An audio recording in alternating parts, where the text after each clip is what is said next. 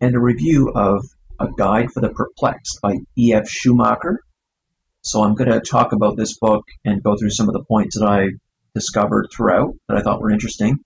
This book is definitely a book in philosophy, and it attempts to kind of lay out what philosophy is supposed to do for us with the use of science in its proper place. And I think that may be a main purpose of the book, is to say, and this was written in, I think this was published in 1977, and I think it's very cautious about how much science is in our lives and how much that science dictates our lives.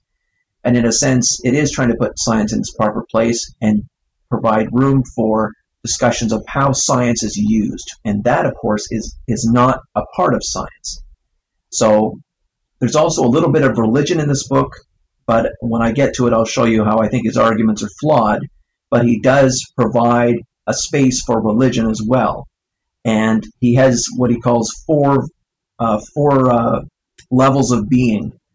And this is where he makes certain conclusions. But anyways, when I get to that, I'll show you where I think he's wrong in that. So I think a good start is the first quote that I underlined on page 5. He says that he's quoting this psychiatrist who says that the present danger does not really lie in the loss of universality on the part of the scientist, but rather in his pretense and claim of totality.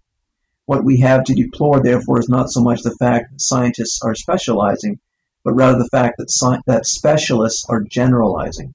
So what he's saying is that, yes, with the rise of science, we have scientists becoming more narrow and narrow in their fields of knowledge, but what the psychiatrist is fearing, and what the book definitely is also saying, is that scientists should not be generalizing.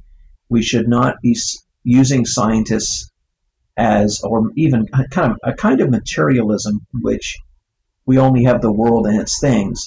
We should not be using that to make our decisions and how we govern ourselves and how we live.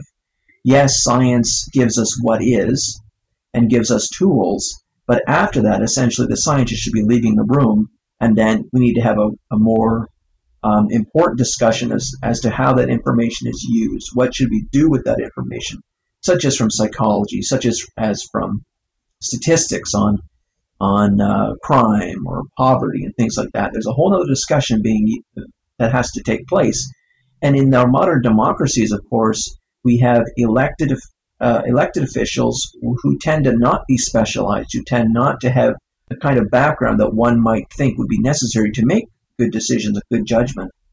And so no wonder they bring in these experts to try to make decisions for them. But ultimately, we need people, almost like in a sense what Plato would advocate. We need people who have good judgment. And how do you foster that in an education system?